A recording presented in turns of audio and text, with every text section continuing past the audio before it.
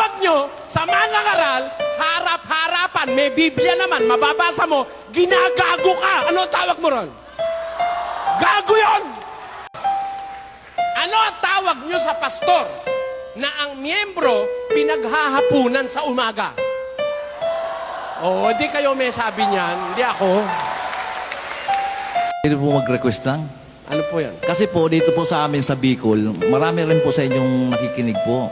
Kaya lang po ang, minsan nga, kahit ako hindi naman po ako talaga ninyo kamiyembro, pero lagi po ako sa inyong nakikinig. Para din nasasaktan ako pag binabatikos na po kayo eh. Keso kayo raw, nagmumura.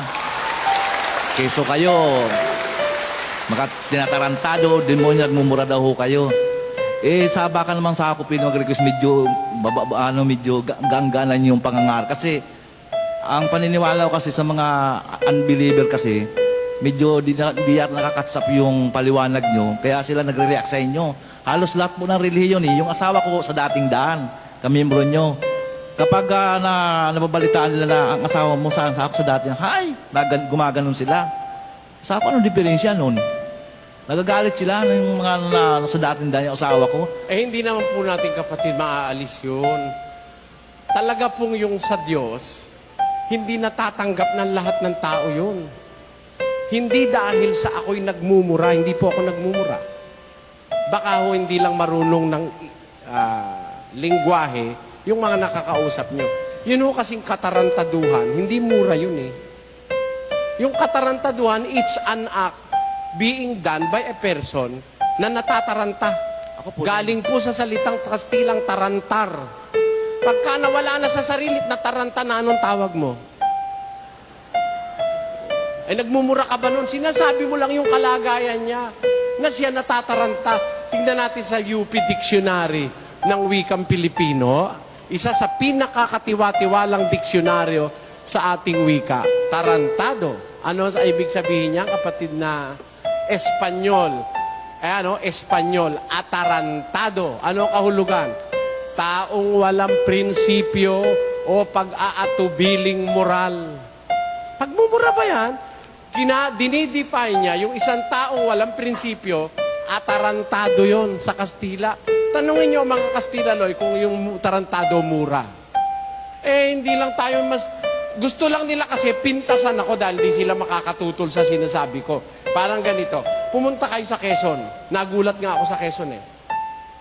Merong kapatid doon, mag-asawa. Meron silang anak 3 taon. Batang babae. Eh, kakain na. Tawagin mo nga yung anak mo, sabi nung tatay. Nako, baya mo ikat, naglalandi. Nagulat ako.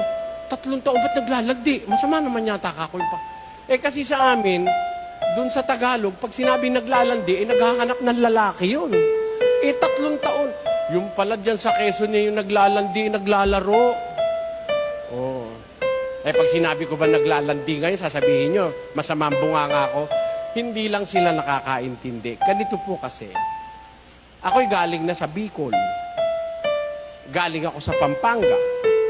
Galing ako sa Katagalugan. Galing ako sa Batangas. Galing ako sa Bisaya. Sa Bacolod, sa Iloilo, sa Cebu. Galing ako. Eh, merong mga lugar, yung isang salita, pangit eh. Pero sa isang lugar, hindi eh. Sa Kapampangan po, yung gago, hindi masama yun. Yung pong gago, isang taong hirap magsalita. Ang tawag nila ron gago or gaguti. Gago or gaguti. Sino ang Kapampangan dito? Ayun. Tanungin nyo kung di totoo. Yung gago o gaguti, hirap magsalita. Mura ba yun? Eh, mawa, hindi mo masabi. Sabi ko dun sa isang bata namin dun sa inampo namin, ba't baka ako ikaw bubulol-bulol? Sabi niya, hindi ako buyoy ha, hindi ako buyoy. Bulol ka nga ako eh. Hindi nga ako buyoy, sabi niya. Pinipilit niya hindi siya bulol, pero bulol siya talaga. Eh, kung sabihin ko ba yung bata, bulol, masama ba yon? Hindi po. Alam niyo, nag-aral kasi ko ng totoo. Ang pinag-aralan ko sa buhay ko, magsalita ng totoo. Masaktan ka, matuwa ka, yung totoo sasabihin ko. Ang nasa Biblia po kasi ganun eh. Ngayon, yung namiminta sa akin ng mga born again at mga iglesia ni Manalo, pintas lang po yun. Hindi mo maalis yun. Hindi kasi sila lalaban ng diskusyon. Patunayan nilang nagmumura ako. Baka may pastor ng born again dito ngayon, no, ng iglesia ni Manalo. Patunayan nyo na nagmumura ako. Patutunayan ko sa Biblia at sa mga referensya, hindi ako nagmumura. Sinasabi ko lang, kung isang tao'y gago, gago talaga. Ano itatawag mo sa gago? Meron ba kayong alam na synonym sa gago? Pag ang gagamitin ko, Diksionaryong Pilipino ng UP, mas masama lalabas. Yung gago, mahina nga lang po yun eh. Kumbaga light yun eh. Tingnan natin ang synonym ng gago. Gaga, Espanyol, babae na mahina ang ulo o walang talino. Tanyo, Espanyol yang gaga eh. Espanyol yan, di naman Tagalog yan eh. Parang tonto. Di ba? O ano ngayon, sabi, ano kahulugan yan? Gago kung lalaki. Ano ang synonym? Ang synonyms po niya, angab, bede, jerk, kakak, nga, ngaol, pitla, tanginod. Oh. Ba't yun ang gagamitin ko? Hindi ko naman alam yung iba. Mas magandang gamitin ko yung gago. Di ba? Pagmumura ba yun? Pagpapakita lang yun ng isang kondisyon ng tao. Yung palang gago, lalaki. Pag babae, gaga. Ano yon? Sa Espanyol, ang kahulugan ng gaga, Babae na mahina ang ulo o walang talino. o tanyo, yung bobo, walang talino. Gago. Parang ganito. Meron akong pinsan nung araw, inutusan ng tiyahing ko bumili ng suka at saka toyo. Eto ikan gis na toyo. Yan. Ito naman isang gis na suka. Dumala na, dala niya na. Nadapa. Nabatawan niya. Hindi niya na ngayon alam. Bumalik. Auntie. Bakit? Kasi nadapa ako, hindi ko matandaan kung alin dito yung para sa suka at saka para sa toyo. Gis na para sa suka, gis para sa toyo. Hindi ko matanda. Sabi nung tiyahin ko, gago, napakagago mo.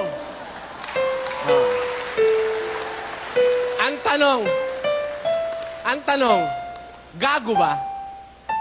Gago, hindi. Gago nga, ano itatawag mo ron? Pareho lang naman gis yun eh. Ba't na kahit ba magkapalit yun eh, pareho rin gis yun eh. O, gago nga talaga yun.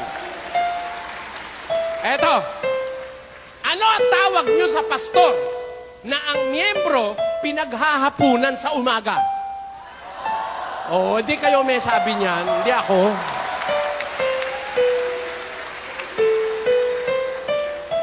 Ano ang tawag nyo sa mga ngaral na yung binabasa sa Biblia, iniiba? Gago yun.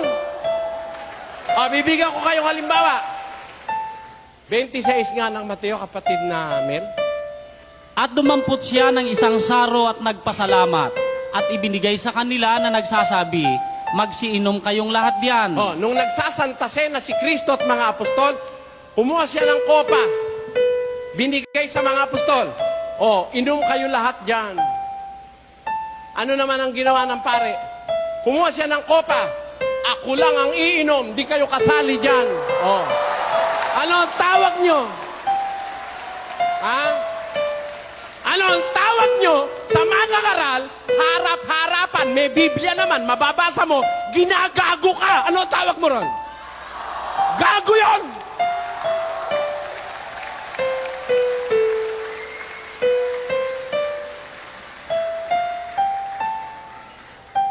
Papalitan nyo tawag? Nang gagago eh. Ang liwanag sa Biblia, pinapainom lahat. Tapos siya lang ang iinom, ikaw hindi ka papainumin. O, ginagago ka o hindi? May Biblia, ginagago ka eh. Lalo na kung walang Biblia, di ka gaguhin. Naman kayo. Tapos sasabihin nyo, nagmumura ko, hindi lang kayo sanay makinig sa mga ngaral na nagsasabi ng totoo.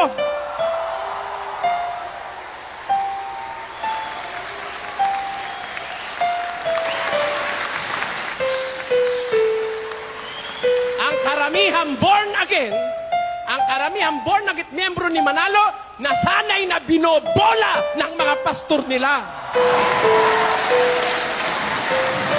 Salamat po, kapatid. Salamat. Salamat po. Salamat.